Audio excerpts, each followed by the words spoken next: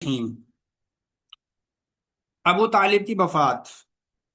ہے نا، ابو طالب کی وفات یہ غم کا سال ہے، یعنی آپ صلی اللہ علیہ وسلم پر یہ غم نازل ہو گئے، اتنے غم آپ صلی اللہ علیہ وسلم پر آئے اس سال کے اندر، تو وہ یہاں پر بتایا جا رہا ہے کہ غم کی سال ابو طالب کی وفات، ہے نا۔ ابو طالب کا مرد بڑھتا گیا یہاں تک کہ وقت رحلت یعنی کہ جو جانے کا سفر پہ جانے کا رحلت سفر کو کہتے ہیں، ٹائم آ گیا۔ اس وقت رسول اکرم صلی اللہ علیہ وآلہ وسلم کہ ان کے پاس تشریف لائے، تو وہاں ابو جہل اور عبداللہ بن ابی امیہ موجود تھے، ٹھیک ہے نا جی۔ کون کون موجود تھے؟ ایک تو ابو جہل موجود تھا، اور دوسرا عبداللہ بن ابو امیہ موجود تھے۔ رسول اکرم صلی اللہ علیہ وسلم نے فرمایا، اے عمی قل لا الہ الا اللہ کلمۃ احاج لک بها عند اللہ، اے چچا جان، اے میرے چچا، لا الہ الا اللہ کہہ دیجئے، بس ایک کلمہ، اس کے ذریعے سے میں اللہ کے حضور آپ کے لیے حجت پیش کروں گا، اس کے ذریعے سے میں کیا کروں گا، آپ کے اللہ کے ہاں آپ کے لیے حجت پیش کر دوں گا۔ یہ آپ صلی اللہ علیہ وسلم نے ابو طالب سے کہا۔ ان دونوں نے کہا، ان دونوں نے یعنی ابو جہل اور جو جو ابو امیہ بیٹھا ہوا تھا، ان دونوں نے کہا، ابو طالب کیا آپ عبد المطلب کی ملت سے اعراض کرو گے، اس سے منہ موڑو گے، اس سے منہ پھیرو گے، اور ان سے برابر باتیں کرتے رہے، یہاں تک کہ آخری بات جو انہوں نے کہی، یعنی ابو طالب نے جو آخری بات کہی، یہ کہی کہ میں عبد المطلب کی ملت پر ہوں، کہ میں عبد المطلب کی ملت پر ہوں۔ اسی پر ان کا، یعنی اسی پر ان کا انتقال ہو گیا۔ نبی کرم صلی اللہ علیہ وسلم نے فرمایا، لا استغفرن لک ما لم انہ عنہ، ٹھیک ہے نا۔ جب تک اللہ کی طرف سے روکا نہ گیا میں آپ کے لیے دعائیں مغفرت کرتا رہوں گا۔ جب تک اللہ کی طرف سے مجھے روکا نہ گیا میں کیا کرتا رہوں گا، دعائیں مغفرت کرتا رہوں گا۔ اس کے بعد اللہ رب العالمین نے کیا کیا، قرآن کی آیت نازل فرما دی۔ یہ آیت نازل فرما دی کہ ما کان للنبی والذین آمنوا یستغفروا للمشرکین ولو كانوا اولی قربى من بعد ما تبین لهم انهم اصحاب الجحیم، نبی اور اہل ایمان کے لیے درست نہیں کہ مشرکین کے لیے دعائیں مغفرت کریں، اگرچہ وہ قرابت دار ہی کیوں نہ ہوں، جب ان پر وعدے ہو چکا ہے کہ وہ جہنمی ہیں۔ یہ بات اللہ رب العالمین نے قرآن مجید میں سورۃ توبہ کی آیت نمبر 113 ہے، ابو طالب اس کے ایمان اندر لالو نہ تھا ہمیں فرما۔ سوپ کر کے سیکولر لائے ایمان ابو طالب بات علی یہ مائک کیا بند تھا کریں اسما بیگم، وہ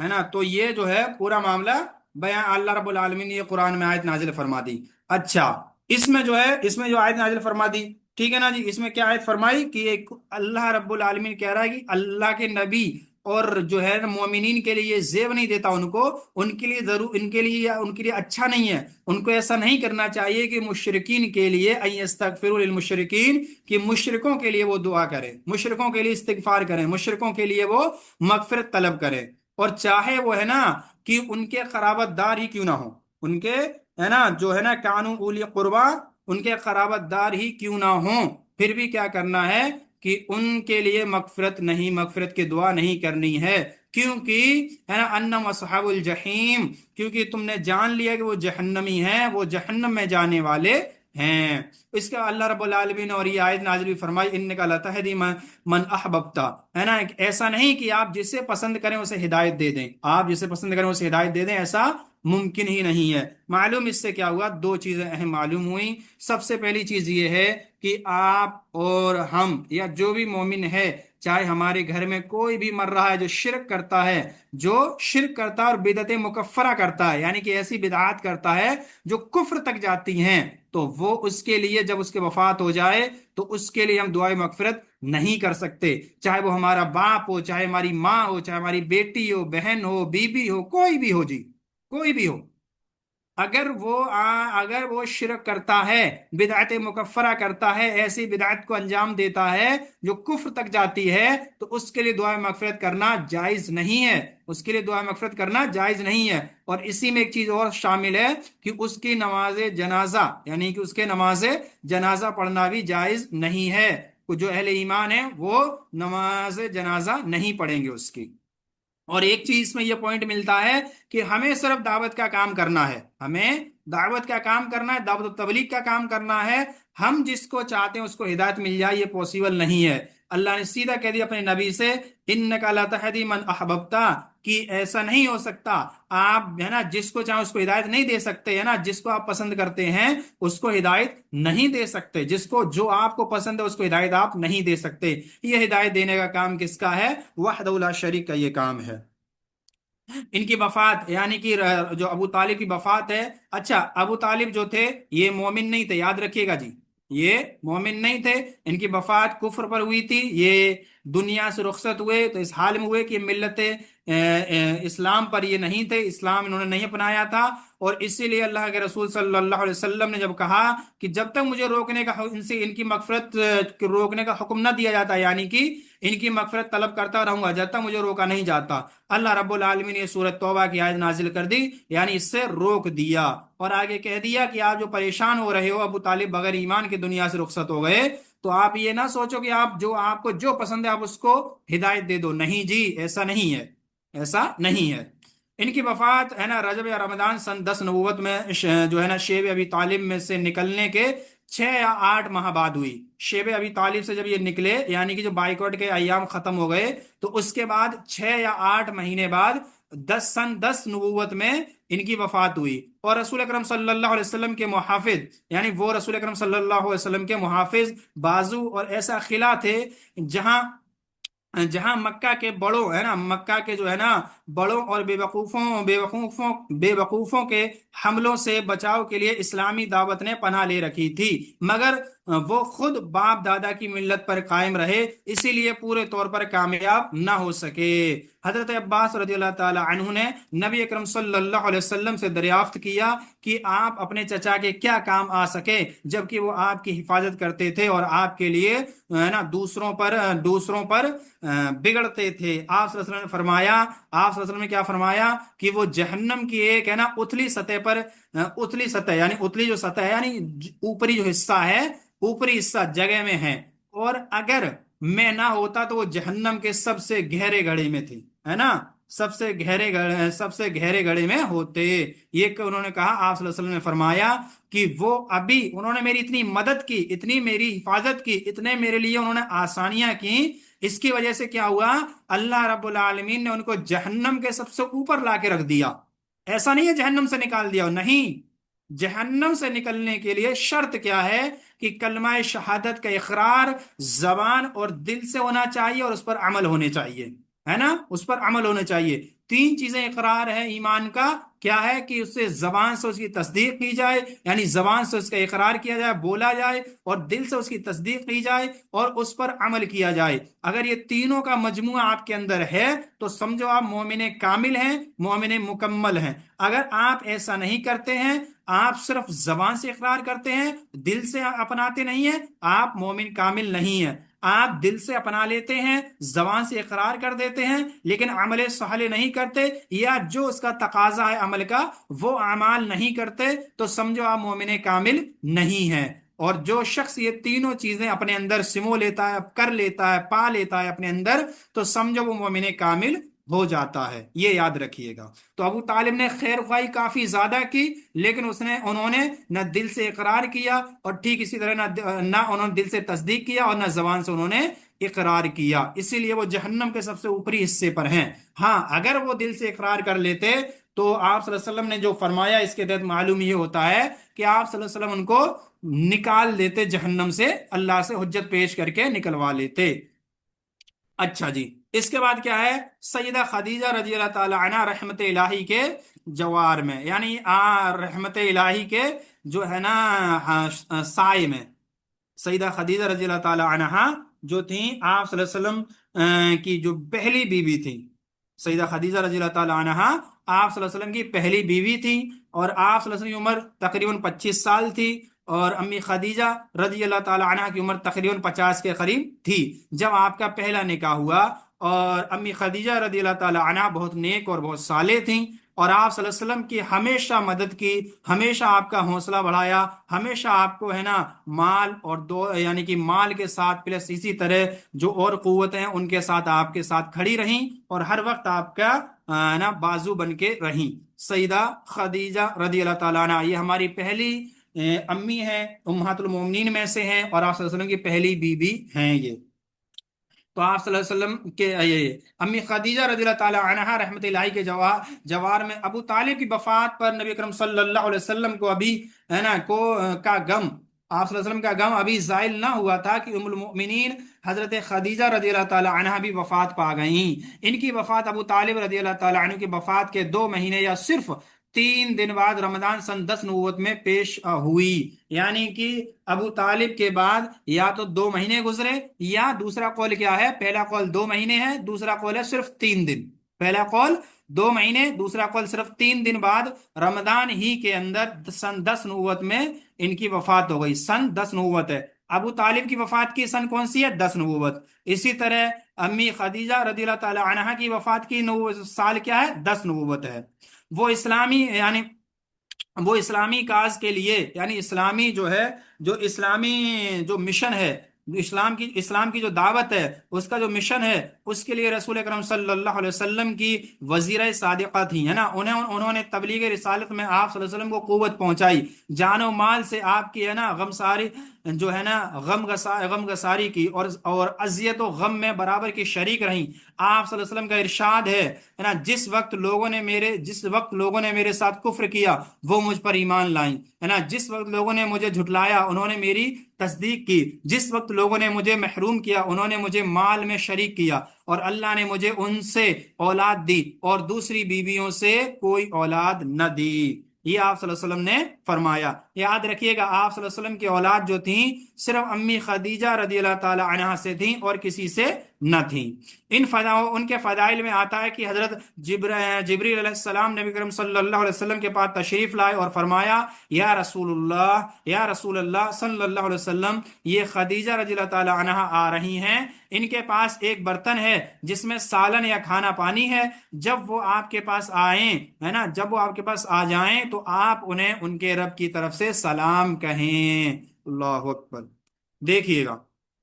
یہ ہیں خدیجہ رضی اللہ تعالی عنہا، کیا کہہ رہے جبرائیل کہ ان کے رب نے، یعنی خدیجہ رضی اللہ تعالی عنہا کے رب نے ان کو سلام کے لیے بولا ہے۔ یہ اللہ کا سلام آ رہا ہے۔ سوچئے، زمین پر ہیں، پہاڑ پر چڑھ کے جا رہی ہیں، آپ صلی اللہ علیہ وسلم کے لیے سالن لے کے جا رہی ہیں، کھانا پانی لے کر جا رہی ہیں، پہاڑ پر چڑھ رہی ہیں، تکلیف ہو رہی ہے نا، دم سی بھر رہی ہے، لیکن آپ صلی اللہ علیہ وسلم کی مدد جو کرنی ہے نا، آپ صلی اللہ علیہ وسلم کی مدد جو کرنی ہے، اور اسی کی وجہ سے اللہ رب العالمین نے کیا کیا کہ جبرائیل کو بھیج دیا اور کہا کہ جاؤ خدیجہ کو میرا سلام پہنچا کے آنا۔ اللہ رب العالمین نے اپنا سلام خدیجہ رضی اللہ تعالی عنہا کو پیش کیا، خدیجہ رضی اللہ تعالی عنہا کو سلام کیا،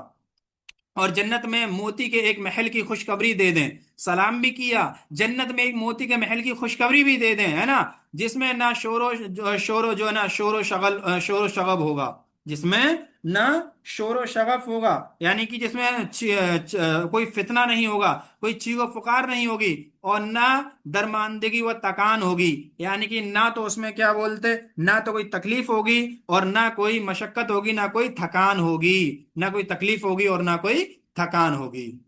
جب نبی اکرم صلی اللہ علیہ وسلم ہمیشہ حضرت خدیجہ رضی اللہ تعالی عنہا کا ذکر فرمایا کرتے تھے، ہے نا، ذکر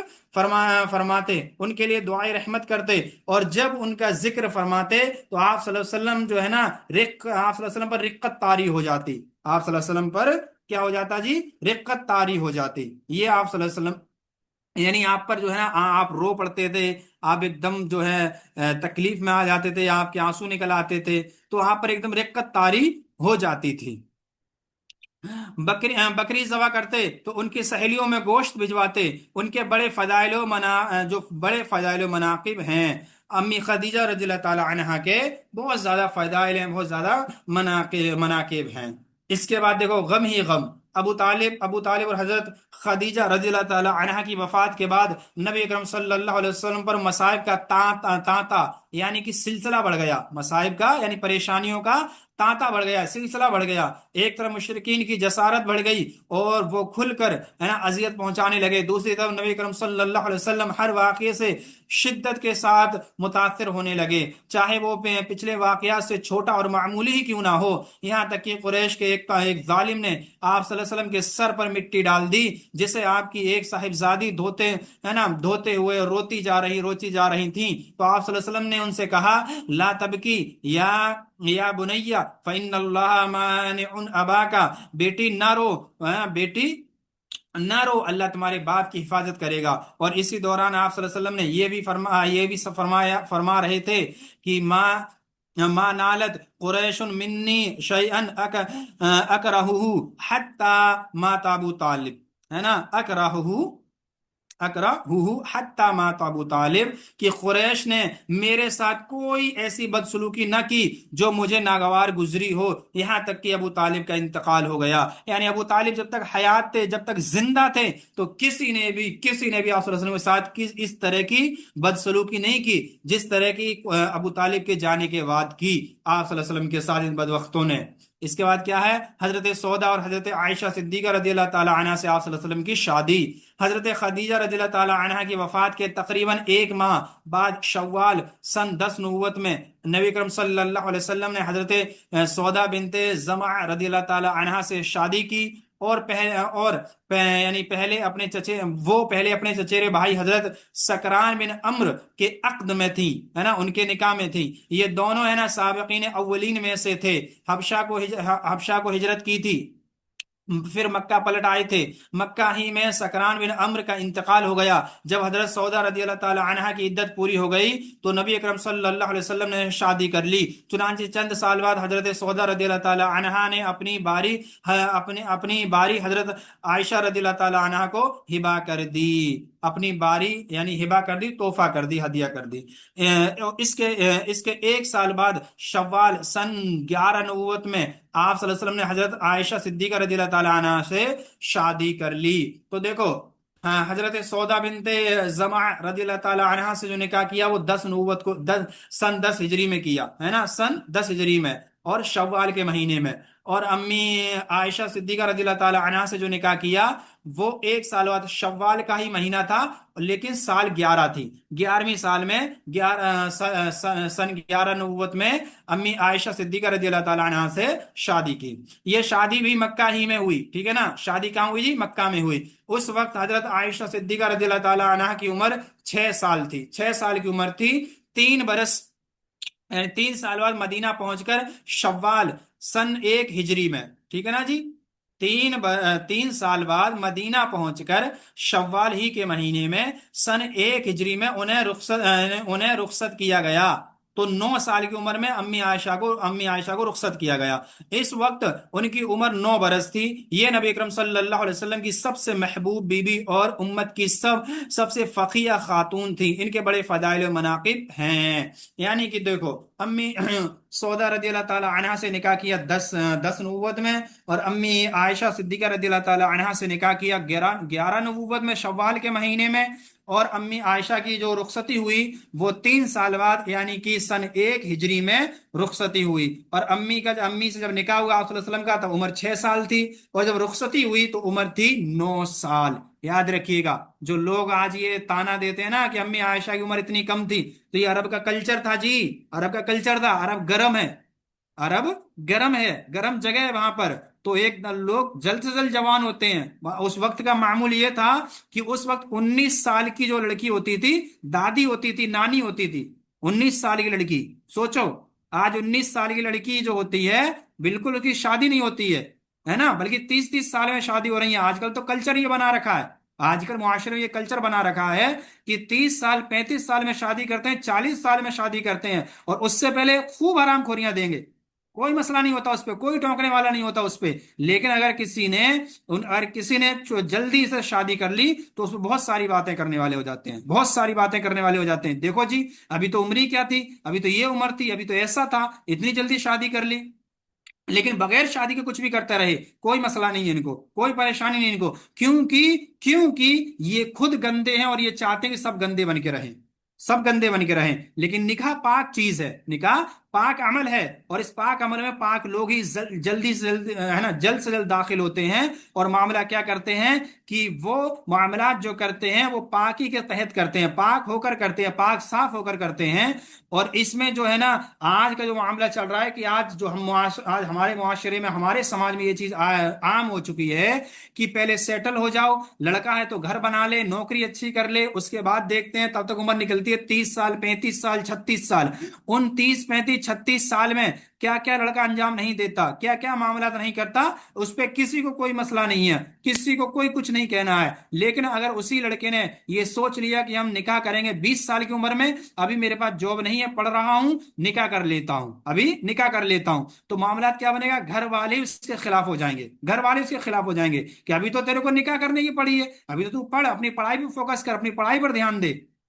لیکن لڑکا کیا کہہ رہا ہے کہ میں بغیر نکاح کے نہیں رہ سکتا، مجھے پریشانی آ رہی ہے، میں حرام میں ملوث ہونے کا مجھے خطرہ ہے، پر مجھے یہ ڈر ہے کہ میں اپنی جوانی کو خراب کر دوں گا،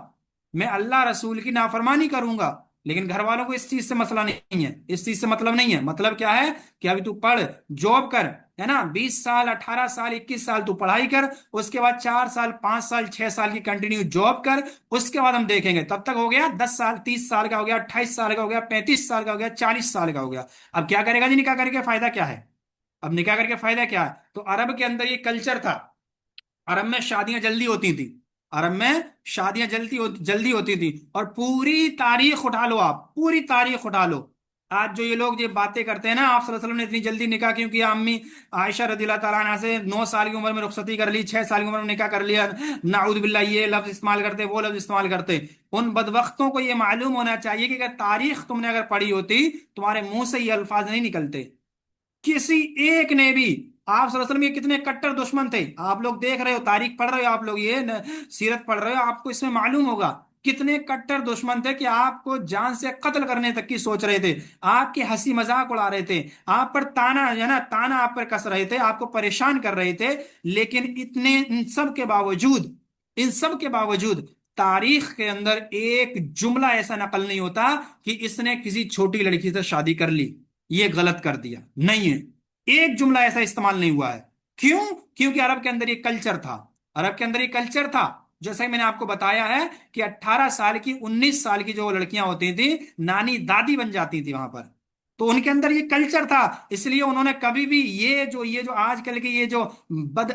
اخلاق اور بد عقل لوگ ہیں جو یہ تانا دیتے ہیں کہ امی عائشہ رضی اللہ تعالیٰ عنہا سے اتنی چھوٹی عمر میں نکاح کر لیا، اور آج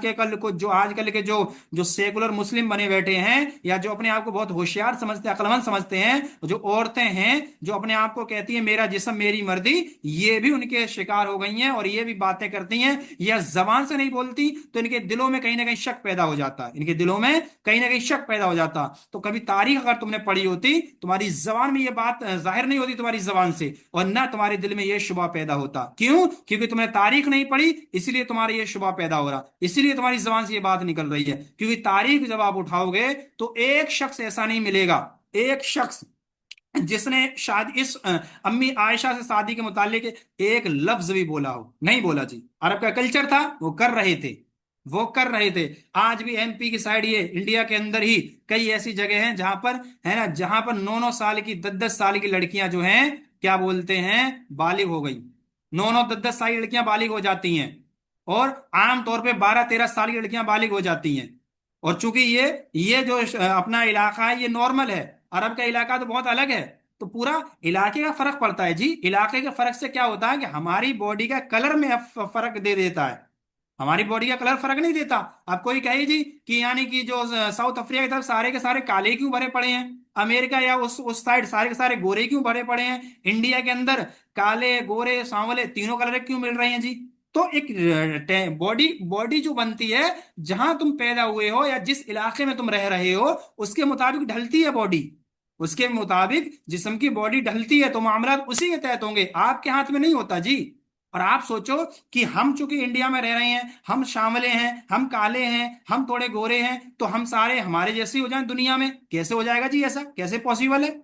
تو ساری چیزوں پہ غور کریں گے تو آپ کو حقائق معلوم ہو جائیں گے،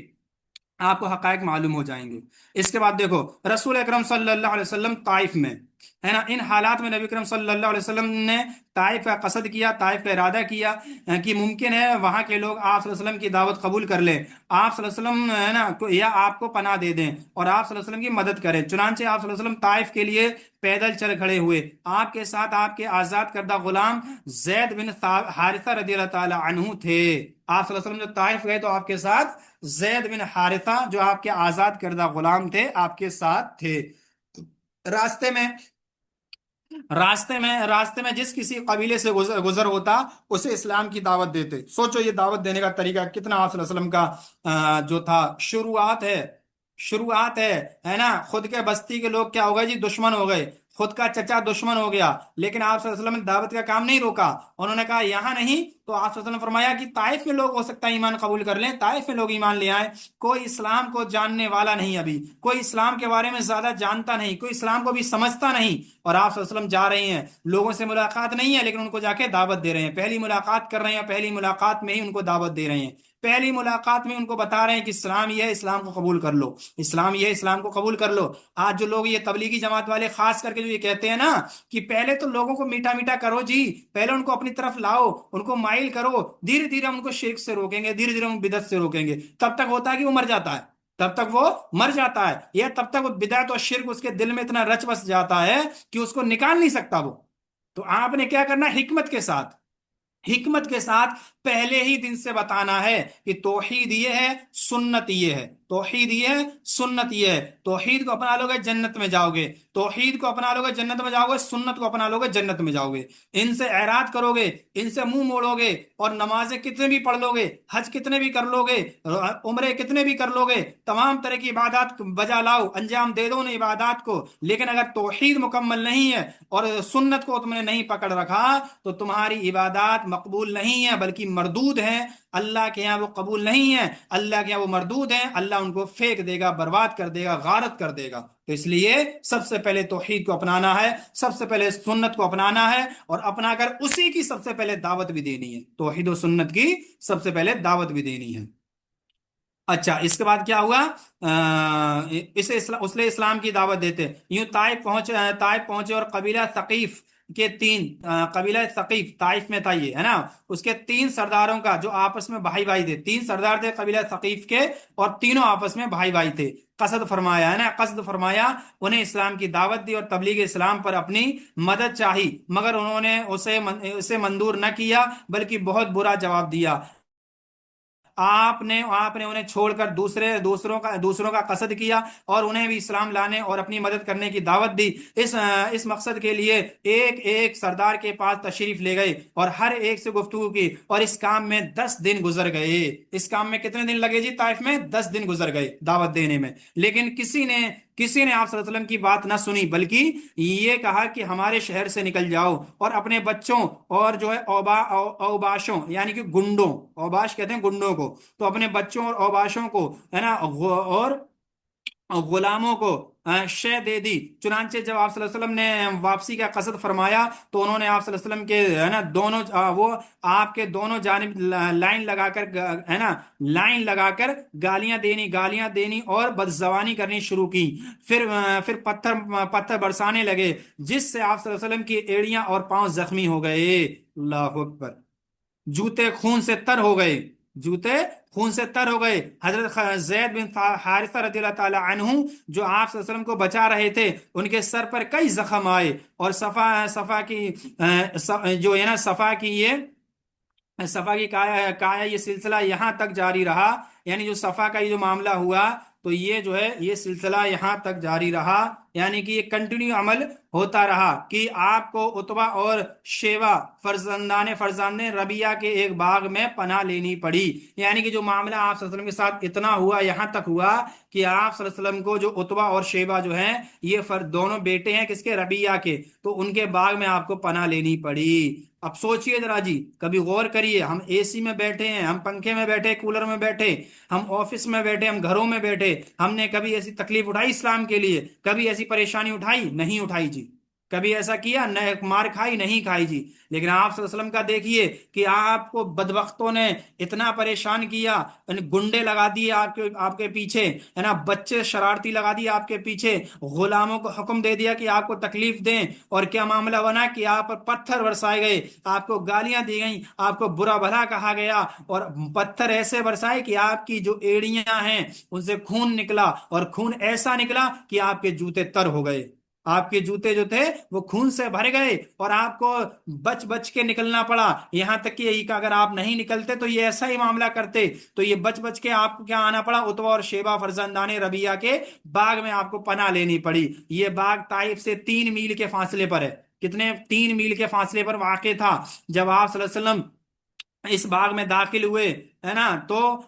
بھیڑ واپس چلی گئی۔ جب آپ صلی اللہ علیہ وسلم اس باغ میں داخل ہوئے تو جو بھیڑ تھی بدبختوں کی وہ واپس چلی گئی۔ نبی اکرم صلی اللہ علیہ وسلم باغ کے اندر ایک دیوار سے ٹیک لگا کر انگور کی ایک بیل کے سائے میں بیٹھ گئے۔ جو کچھ پیش آیا تھا اس سے دل لینا، دل کافی زیادہ غم زدہ تھا، دل فگار تھا، دل، ہے نا، بہت زیادہ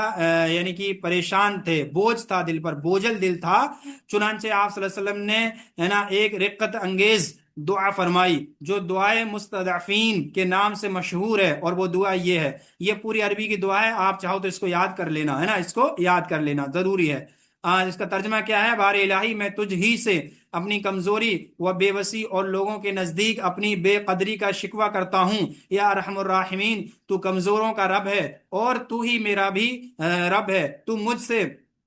تو مجھے کس کے حوالے کر رہا ہے؟ کیا کسی بیگانے کے جو میرے ساتھ، ہے نا، تندی سے پیش آ رہا ہے؟ میرے ساتھ کیا سے پیش آ رہا ہے جی؟ تندی سے پیش آ رہا ہے نا، میرے ساتھ تندی سے پیش آ رہا ہے۔ تندی جی کہتے ہیں، اچھا، تندی جو ہے کہ سختی کو کہتے ہیں، تو میرے ساتھ سختی سے پیش آ رہا ہے، پیش آئی، یا کسی دشمن کے جس کو تو نے میرے معاملے کا مالک بنا دیا ہے، اگر مجھ پر تیرا غضب نہیں تو کوئی پرواہ نہیں، لیکن تیری عافیت میرے لیے زیادہ کشادہ ہے۔ میں تیرے چہرے کے اس نور کی پناہ چاہتا ہوں جس سے تاریکیاں روشن ہو گئیں اور جس پر دنیا اور آخرت کے معاملات درست ہوئے، کہ تو مجھ پر اپنا غضب نازل کرے، ہے نا، یا تیرا عذاب مجھ پر وارد ہو، یعنی کہ عذاب، سزا، تیری سزا مجھ پر وارد ہو، تیری رضا مطلوب ہے، یہاں تک کہ تو خوش ہو جائے، اور تیرے بغیر کوئی زور اور طاقت نہیں ہے۔ یہ دعا آپ صلی اللہ علیہ وسلم نے فرمائی تھی۔ ادھر ربیہ کے بیٹوں نے آپ صلی اللہ علیہ وسلم کو اس حالت میں دیکھا تو ان دونوں کو ترس آ گیا، اور اپنے ایک عیسائی غلام، ہے نا، ان کا جو عیسائی غلام تھا عداس، کیا نام تھا اس کا؟ عداس، عداس کے ہاتھ آپ کو انگور کا، ہے نا، خوشہ یعنی کہ گچھا بھیج دیا۔ نبی اکرم صلی اللہ علیہ وسلم نے بسم اللہ کا کہہ کر لینے کے لیے ہاتھ بڑھایا اور کھایا۔ اس پر عداس نے کہا، اس علاقے کے لوگ تو یہ کلمہ نہیں بولتے ہیں۔ نبی اکرم صلی اللہ علیہ وسلم نے فرمایا، ہے نا، من ای البلاد انت وما دینک، تم کس علاقے سے ہو اور تمہارا دین کیا ہے؟ عداس نے کہا، نصرانی ہوں، اور میں جو نینوا ہے نا، نینوا کا باشندہ ہوں۔ نینوا یہ عراق کا ایک بہت پرانا شہر ہے، تو وہاں کا تو باشندہ ہوں۔ آپ نے فرمایا کہ من قریت الرجل الصالح یونس بن متا، ہے نا، تم مرد صالح یونس بن متا کی بستی کے ہو، ہے نا۔ اس نے کہا، آپ کو کیا معلوم ہے یونس بن متا کون ہے؟ آپ صلی اللہ علیہ وسلم نے فرمایا، ذاک اخی کان نبی و انا نبی، وہ میرے بھائی ہے اور میں بھی نبی، وہ بھی نبی تھے اور میں بھی نبی ہوں۔ یہ آپ صلی اللہ علیہ وسلم نے اس سے جو عداس سے کہا، اور قرآن مجید سے سورہ یونس یعنی یونس بن متا کا واقعہ تلاوت فرمایا۔ کہا جاتا ہے کہ اسے سن کر عداس مسلمان ہو گئے، اس کے بعد رسول اکرم صلی اللہ علیہ وسلم باغ سے نکلے اور مکے کی راہ پر آگے بڑھے۔ آپ صلی اللہ علیہ وسلم غم و عالم سے آپ کا دل فگار تھا۔ کرنے ہے نا، کرنے منازل پہنچے تو ایک بادل نے سایہ کیا۔ کرنے منازل ایک جگہ کا نام ہے جی، ہے نا جی، ایک جگہ کا نام ہے۔ تو وہاں پر جب پہنچے تو ایک بادل نے سایہ کیا جس میں حضرت جبرائیل علیہ السلام تھے اور ان کے ساتھ پہاڑوں کا فرشتہ تھا۔ آپ صلی اللہ علیہ وسلم نے سر اٹھایا تو حضرت جبرائیل علیہ السلام نے آپ کو پکارا اور عرض کیا کہ اللہ نے آپ کے پاس پہاڑوں کا فرشتہ بھیجا ہے، آپ اسے جو چاہیں حکم دیں۔ اس کے بعد پہاڑوں کے فرشتے نے سلام کیا اور کہا، اے محمد صلی اللہ علیہ وسلم، بات یہی ہے، آپ جو چاہیں، اگر چاہیں تو میں انہیں دو پہاڑوں کے درمیان پیس دوں۔ یہاں دو پہاڑوں کے لیے اخشبین ہے نا، اخشبین کا لفظ استعمال ہوا ہے، جو مکہ کے دو پہاڑ ابو قبیس ہے نا، ابو قبیس اور اس کے سامنے والے پہاڑ کے لیے بولا جاتا ہے۔ آپ صلی اللہ علیہ وسلم نے فرمایا ہے نا، بل ارجو ان یخرج اللہ من اصلابہم می یعبد می یہاں پہ ہوگا من، ہوگا می کی جگہ شاید، ہے نا، من یعبد اللہ وحدہ لا یشرک بھی شیئا۔ امید ہے کہ اللہ عز و جل ان کی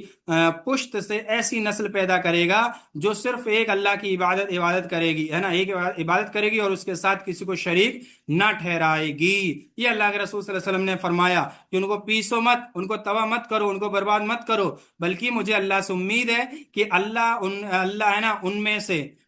ان کی قوم میں سے ایسے لوگ نکالے گا جو من یعبد اللہ، جو اللہ کی عبادت کریں گے اور اس کے ساتھ کسی کو شریک نہیں کریں گے۔ یہ مدد آئی تو رسول اکرم صلی اللہ علیہ وسلم کے دل سے غم و عالم کے بادل چھٹ گئے۔ آپ صلی اللہ علیہ وسلم نے مکے کے راستے پر مزید پیش رفت فرمائی، تاکہ یعنی یہاں تک کہ نخلا میں جہاں فروکش ہے نا، جہاں فروکش ہوئے یعنی کہ نخلا میں ٹھہرے، اور وہیں چند دن قیام فرمایا۔ اس دوران اللہ نے آپ کے پاس جنوں کی ایک جماعت بھیجی۔ اس وقت آپ اپنے ساتھیوں کے ساتھ فجر کی نماز پڑھ رہے تھے۔ اس جماعت نے قرآن سنا، اور یعنی جنات والی جو جماعت تھی اس نے قرآن سنا۔ جب قرآن کی تلاوت ختم ہو گئی تو یہ اپنی قوم کے پاس عذاب الہی سے ڈرانے والی بن کر واپس گئی، کیونکہ یہ ایمان لا چکی تھی۔ لیکن رسول اکرم صلی اللہ علیہ وسلم کو اس کے متعلق کچھ علم نہ ہوا، یہاں تک کہ اسباب میں یعنی کہ جو ہے یہاں تک کہ جو اسبارے میں قرآن نازل ہوا، یعنی اس بارے میں، یہاں پہ اسبار انہوں نے جوڑ دیا تو اس بار ہوگا، تو اس بارے میں قرآن نازل ہوا، چند آیتیں سورہ احقاف کی اور چند آیتیں سورہ جن کی۔ یعنی کہ دیکھو، آپ صلی اللہ علیہ وسلم نے جب وہاں پر قیام کیا تو جنوں کی ایک جماعت آئی اور آپ صلی اللہ علیہ وسلم کا انہوں نے قرآن سنا۔ یہ صبح کی جو ہے نا فجر کی نماز پڑھ رہے تھے تب کا یہ معاملہ ہے، اور جنات نے آپ صلی اللہ علیہ وسلم کی تلاوت سنی اور ایمان لے آئے، ایمان قبول کر لیا اور اپنی قوم کی طرف واپس چلے گئے جو ڈرانے والی قوم بن گئی تھی، یعنی کہ جنات ڈرانے والے بن گئے تھے۔ اور یاد رکھیے گا آگے کیا کہتے ہیں کہ آپ صلی اللہ علیہ وسلم کو اس کا علم نہیں تھا۔ معلوم اس سے کیا ہوا کہ نبی اور رسول کو علم نہیں ہوتا، یعنی عالم الغیب نہیں ہوتے، مگر یہ کہ اللہ رب العالمین ان کو بتا دے۔ علم سے مراد یہاں عالم الغیب ہے، تو ان کو علم غیب نہیں ہوتا، یہاں تک کہ اللہ رب العالمین ان کو بتا دے۔ اگر کوئی شخص یہ کہتا ہے تو یہ یہاں پہ ایک واقعہ نقل ہے کہ آپ صلی اللہ علیہ وسلم کو ان کے ایمان لانے کا علم نہیں تھا، آپ صلی اللہ علیہ وسلم ان کے ایمان لانے کا علم نہیں تھا، یہاں تک کہ قرآن نازل ہوا۔ اچھا، چند روز بعد رسول اکرم صلی اللہ علیہ وسلم نخلا سے نکل کر مکہ روانہ ہوئے۔ آپ صلی اللہ علیہ وسلم کو اللہ کی طرف سے کشادگی و فراخی کی امید تھی، اور قریش کی طرف سے ہے نا شر اور گرفت کا اندیشہ بھی، اسی لیے آپ صلی اللہ علیہ وسلم نے احتیاط پسند کی، چنانچہ مکے قریب پہنچ کر حرا میں ٹھہر گئے، اور اخنس بن شریک کے پاس ایک آدمی بھیجا کہ وہ آپ کو پناہ دے دے، مگر اس نے یہ معذرت کی کہ وہ حلیف ہے، یعنی کہ حلیف کہتے ہیں جی کسی شخص نے کسی قبیلے یا جماعت سے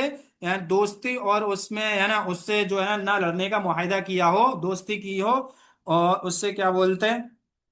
حفاظت کا معاہدہ کیا ہو، دوستی اور حفاظت کا معاہدہ کیا ہو۔ تو اس نے کہا میں حلیف ہوں اور حلیف پناہ نہیں دے سکتا۔ پھر آپ نے جو سہیل بن عمرو کے پاس یہی پیغام